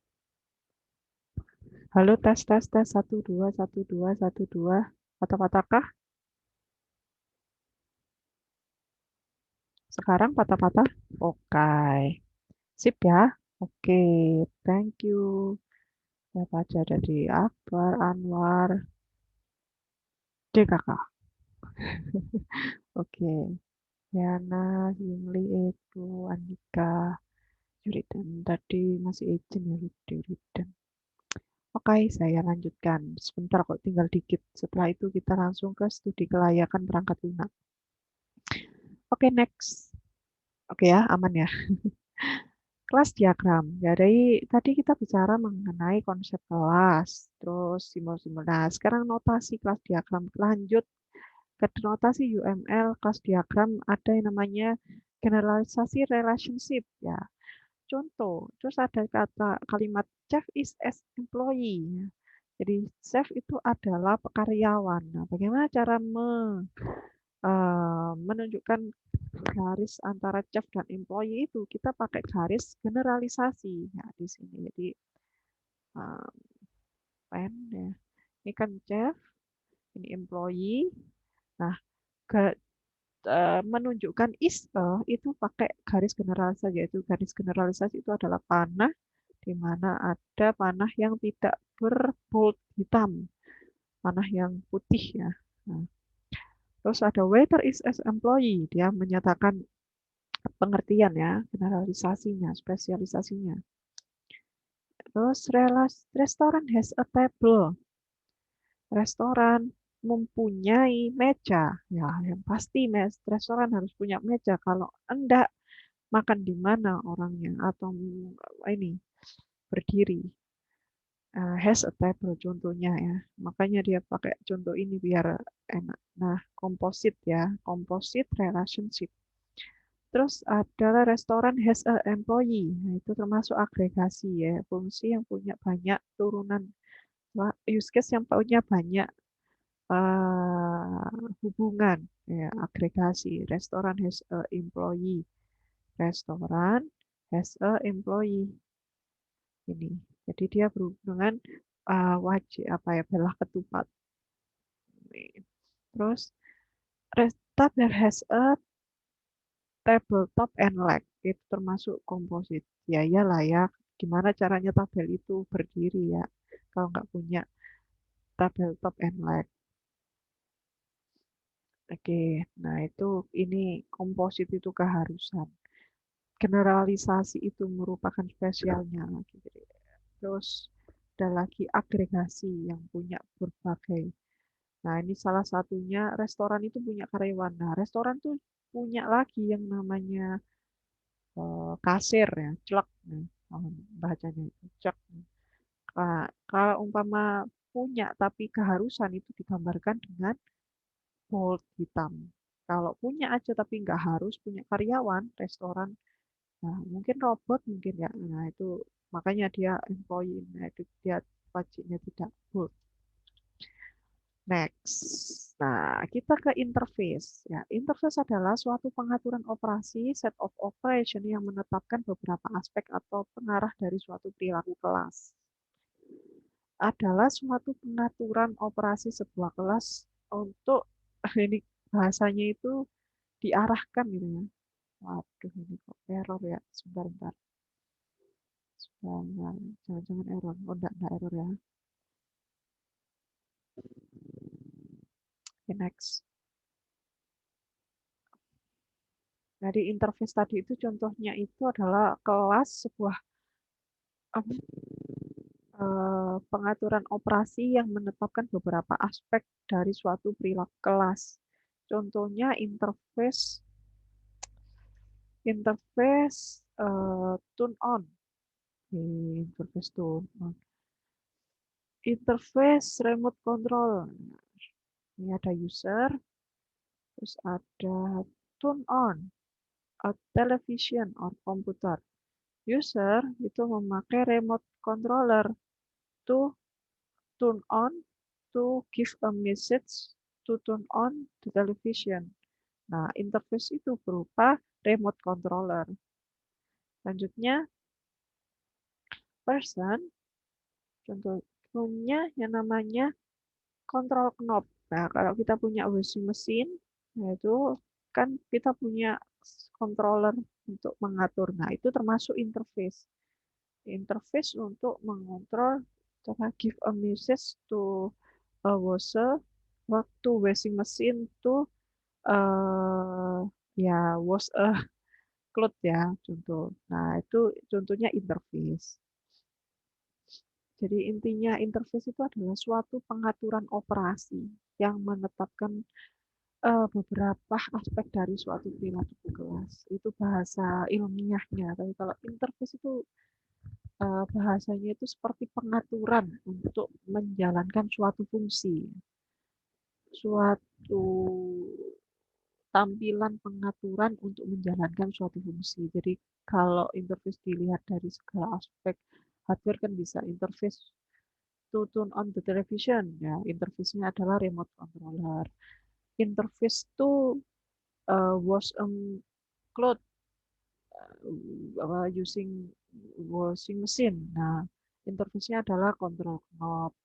Kalau umpama interface untuk call a somebody, nah, itu bisa interface-nya mobile phone, etc.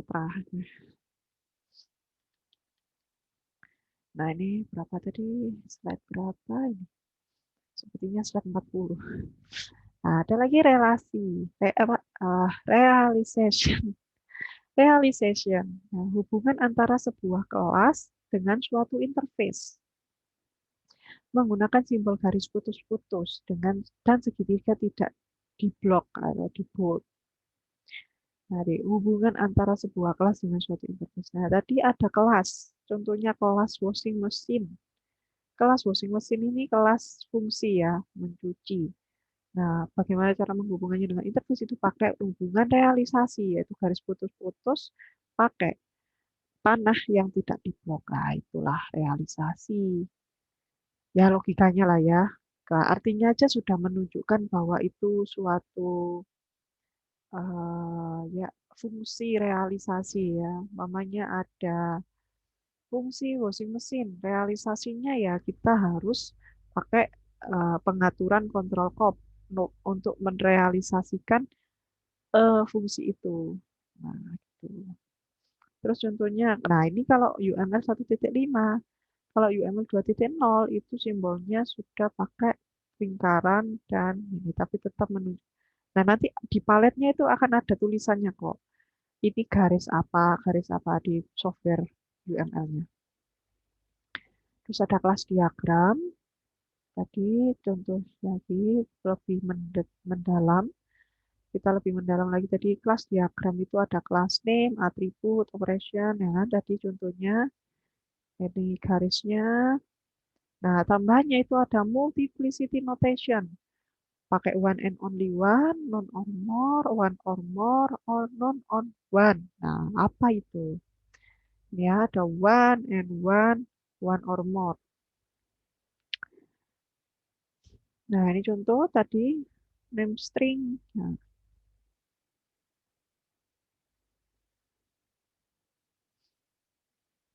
ini masuk ke kelas diagram yang mana relationship-nya asosiasi. Ada company, ada person, association name-nya namanya work, name direction, row, ini apa asosiasi. Garis yang tidak, ya pokoknya nggak punya panah lah. Pokoknya asosiasi itu menghubungkan use case sama aktor lah. Kalau navigability itu direction of association. Jadi order ini punya apa tadi yang namanya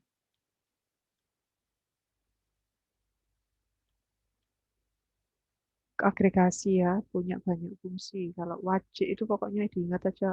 Sebentar, sorry ya. Saya ini kan. Ini ya, navigability ini agregasi. Jadi order itu punya fungsi banyak. Salah satunya order item, di mana dia punya navigability, direction of association. Order itu mengarah ke order item. Yaitu contoh-contohnya. Nah, ini lebih ke dalam lagi. Nah, saya next saja biar cepat. Materinya sama juga. Nah, ini contoh diagram kelas yang terdiri atas package. Nah, ini package akun sorry. Package ini namanya package customer domain. Yang mana ada dalam customer domain itu punya kelas customer yang mana digambarkan dalam kelas diagram ini. Sorry, kelas akun item. Nah, ini kelasnya, ini nama package-nya. Sama saja dengan juga ini. E-person itu merupakan oh di sini nggak ada ya. Oh ini interface ya, beda. Jadi ini interface, kelas interface. Jadi bedanya kalau kelas biasa itu kan ada variabelnya. Nah, kalau kelas interface ya hanya menampilkan metodenya. Seperti ini. Sebentar, ini sudah slide berapa? 46.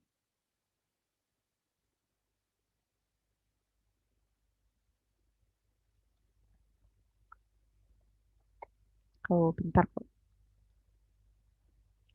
Oke. Nah, ini contohnya kasus lagi ya. Ini tadi. Nah, ini sudah masuk ke soal. Kasus sistem pembelian alat elektronik. Ketentuan membeli dapat memesan barang via telepon, pembeli dapat langsung membeli telepon. Nah, tugasnya buat use case diagram, finding object buat objek diagram, dan buat kelas diagram. Contohnya use case toko elektronik. Nah, seperti ini. Ya, masing-masing punya garis, punya use case, punya file. Nah, ini contoh objek desain, gambarkan. Ini objek diagram properti. Contoh kelas diagram. Nah, antara kardinalitas ya. Sebenarnya saya nggak bahas kardinalitas. Itu ada di analisis kebutuhan. Materi kuliah analisis kebutuhan. Ini ada state diagram. Nah, state diagram itu ada proses autentikasi atau pengecekan. Ini contoh. Nah, tadi sampai sini ya tadi tugasnya. Nah, terus ini ada lagi yang namanya pengertian state diagram. State diagram itu menggambarkan transisi dan perubahan keadaan dari suatu objek pada sistem sebagai akibat dari stimulus yang diterima. Ini intinya adalah state diagramnya di start state, editing, entry anytime, validation, validating, and end state. Jadi menggambarkan kelas tertentu. Satu kelas dapat memiliki lebih dari satu state chart diagram. State digambarkan berbentuk segi empat dengan sudut membulat. Transisi antar state umumnya memiliki kondisi chord yang bisa terjadi, syarat terjadi yang bersangkut ditulis. Jadi intinya kalau state chart diagram itu menggambarkan perubahan keadaan suatu objek. Nah, ini tadi kalau umpama ini adalah proses ya, proses autentikasi ya. Kalau umpama setelah proses autentikasi, keadaan itu akan berubah. Nah, makanya itu digambarkan state diagram. Diagram yang menggambarkan perubahan kondisi. Ya, ya, bedanya apa dari kelas diagram, state diagram? Kalau kelas diagram nggak ya ada eh, keadaan yang tidak berubah. Kalau umpama state diagram keadaannya pasti berubah.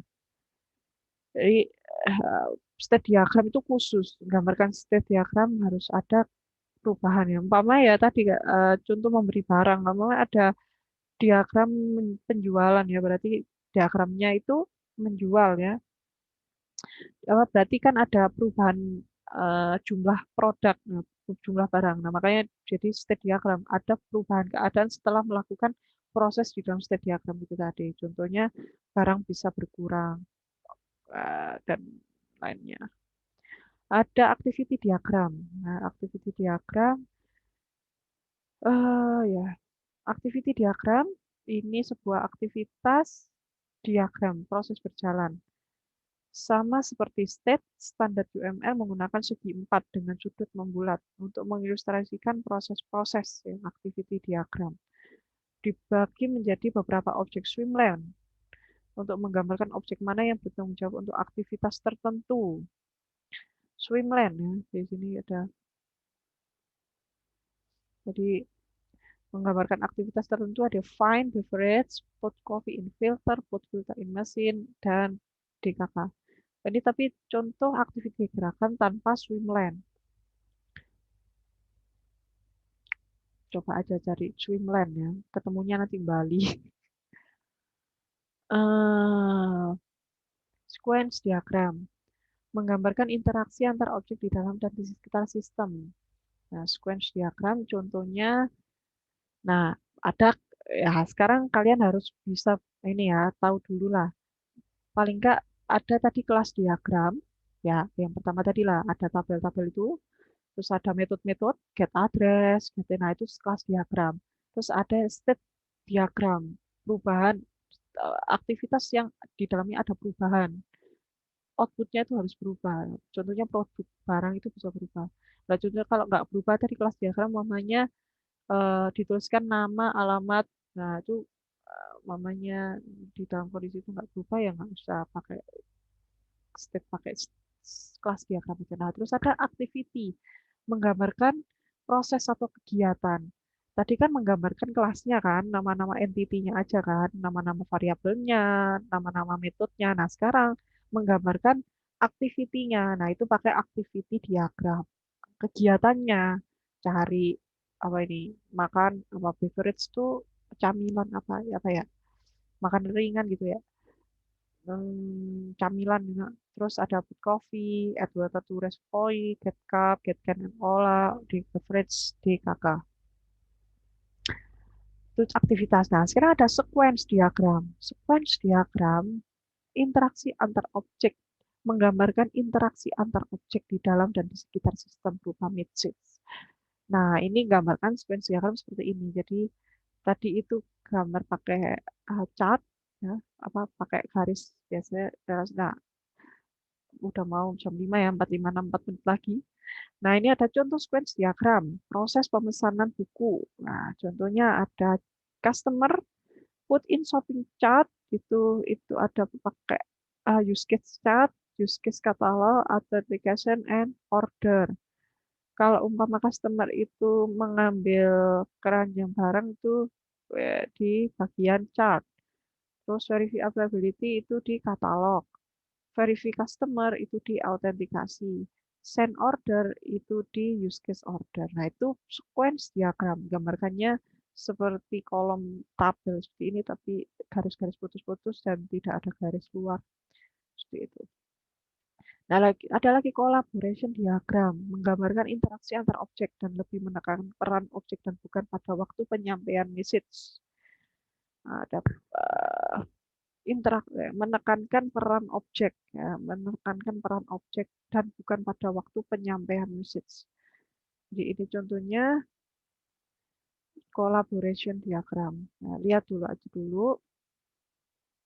Ada komponen diagram. Nah, contohnya komponen diagram menggambarkan struktur dan hubungan antar komponen piranti lunak. Ya.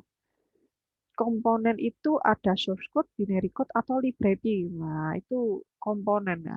Tadi kelas, terus ada state chart, terus ada activity, terus ada collaboration, terus ada komponen. Nah, sekarang komponen itu library-nya, hubungan antara kelas-kelas itu kan punya library. Nah, itu apa? Nah, itu masuk ke sini. Selanjutnya ada deployment diagram, menggambarkan detail bagaimana komponen dideploy dalam infrastruktur sistem. Nah, contohnya deployment diagram ini ada main server, web server, and workstation. Ya, menggambarkan detail bagaimana komponen dideploy atau dikembangkan. Nah, itu. Nah, sekarang bagian terakhir. Langkah-langkah penggunaan UML. Yang pertama, buatlah daftar bisnis proses. Yang kedua, petakan use case untuk tiap bisnis proses. Ketiga, buatlah deployment diagram untuk mendefinisikan arsitektur fisik sistem. Nah, itu tadi semuanya dibutuhkan ya UML itu. Tadi pertama itu buatlah daftar bisnis proses, use case untuk tiap bisnis proses, deployment diagram untuk arsitektur fisik sistem, definisikan requirement lain yang harus disediakan, berdasarkan use case mulai membuat activity diagram, definisikan objek, dan buatlah sequence atau collaboration, buat user interface model untuk skenario use case, lalu buatlah use case diagram. Maaf saya sampai cegukan.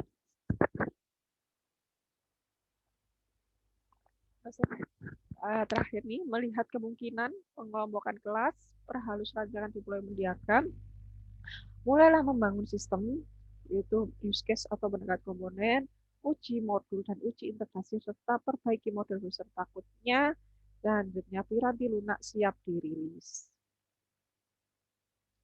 Nah, terakhir, tool yang menggunakan tool yang mendukung UML. Sudah jam 5 ya, sebentar. Tool yang mendukung UML. Enggak, sebenarnya kita itu sampai jam 6 loh. Tapi karena gimana, masa sampai jam 6? Ada kesepakatan kan nggak jam 6 ya. Jadi saya 1 jamnya itu kita pakai pengerjakan tugas lah ya, diskusi di luar ini. Jadi 1 jamnya itu juga termasuk pembelajaran ya, 3 SKS. Jadi nggak sampai jam 6, 5-6-nya itu untuk belajar di rumah. Nah, tool yang mendukung UML. Yang pertama, rational rules. Yang kedua, together ketiga object domain. Yang keempat, division. Yang kelima, object pairing. Yang keenam, magic draw. Yang ketujuh, visual object modeler. Nah, ini kalian bisa download yang mana terserah. Tapi biasanya standarnya itu bisa pakai Power Designer, bisa rational rules. Nah, coba software untuk membuat UML 2021 gitu, yang terbaru. Nah, ini contohnya tadi ya. Ini use case UML yang sudah jadi seperti ini. N. Oke, N. 65 slide. Ya memang kalau presentasi yang bagus itu memang banyak, tapi juga kita meringkasnya itu kadang sulit. Nah, sekarang kita mengenai tugas. Bagaimana yang di tugas satu? Apakah bagaimana? Tugas dua sih kok tugas satu. Nah, pokoknya ya bukan ya, intinya dikerjakan. Nah, sudah dua-dua ya. Dikerjakan ya, tugas satu dan tugas satu dan tugas dua. Mata kuliah satu dan mata kuliah dua. Ada contohnya, ada tutorialnya. Kalau kesulitan, ya mungkin waktu ya, mungkin waktu.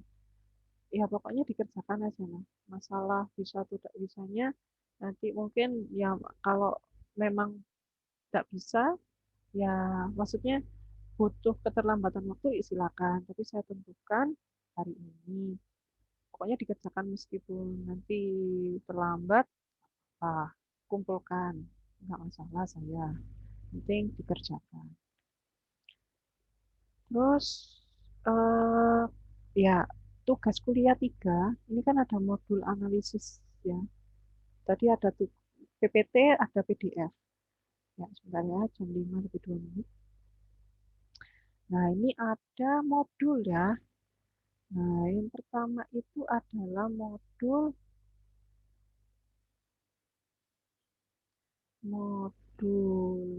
Nah, ini yang kalian download setelah ini itu adalah modul.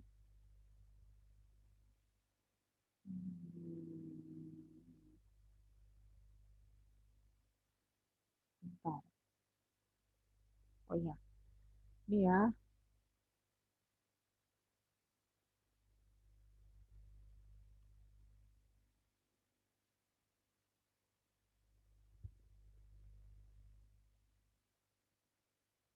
Nah, ini.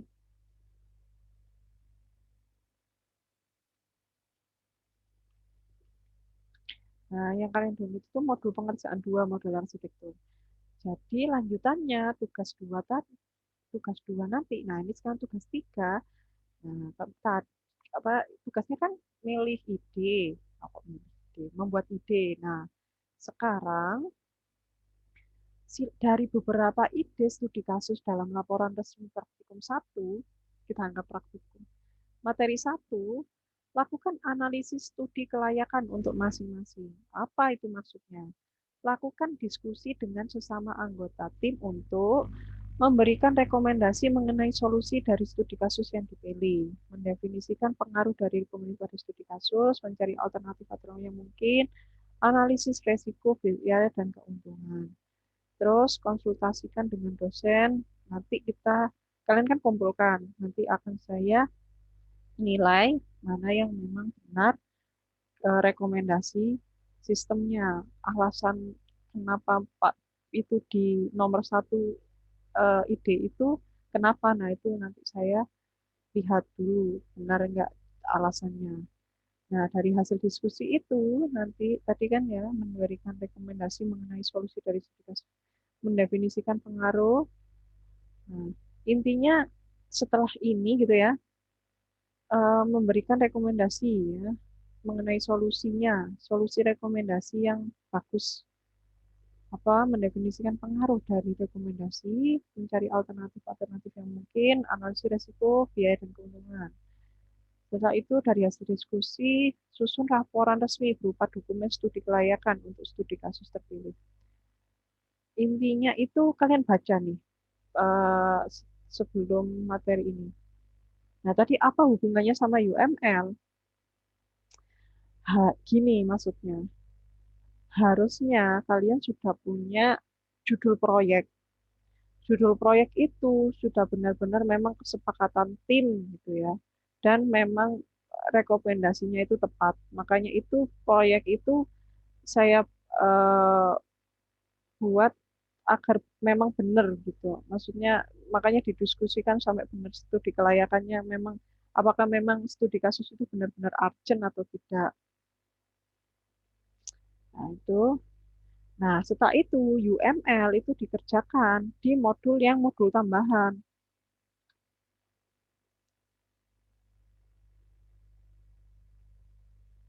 di halaman 20.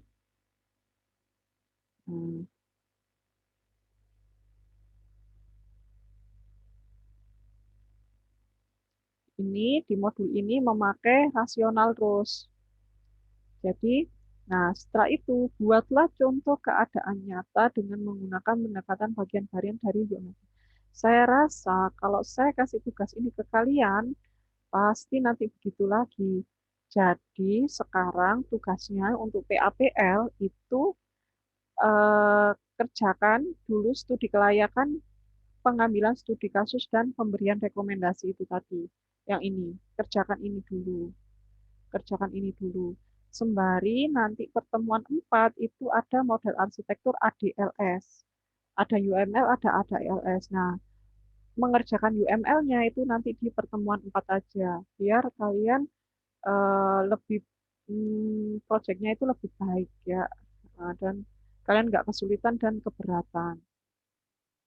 Jadi nanti di pertemuan 4 kalian akan membuat contoh keadaan nyata dengan menggunakan studi kasus yang sudah memang benar-benar kalian pere dan kalian rekomendasikan tepat alasannya dengan nanti koreksi saya. Dan di dalam permasalahan sistem yang kompleks, apakah pemodelan UML dapat digunakan dengan baik? Jelaskan jawabannya. Nah, ini nanti. Baik, terima kasih. Sekian saya apa, jelaskan materi UML hari ini sesuai silabus. Seharusnya hari ini itu ada 2, UML dan ADLS. Nah, karena 2 berat sekali, nggak mungkin nih. UML aja dulu lah, nanti pertemuan 4 aja baru ADL. Nah, silakan. Ada pertanyaan? Bu, untuk tugasnya tetap kelompok ya, Bu ya? Saya takut lagi, Bu. Terima kasih. Kelompok bar. Jangan sok. Ya, apa namanya? Hari ini ya. Ya pokoknya dikerjakan lah. Pokoknya kerjakan aja dulu. Oke, selain Akbar, silakan. Oh iya, ngumpulkannya satu orang ya. Maksudnya meskipun kelompok kan, tapi kalian ya tetap aja kirimkan file itu biar saya itu enak nilainya gitu. Jadi per anak itu punya laporannya dan tidak menggantungkan ke satu orang agar semuanya bisa terkontrol dan mungkin setidaknya bisa lihat dan nah, ya harus kerja ya. Ada lagi sebelum saya tutup sekarang? Sudah cukup ya, saya stop share. Oke.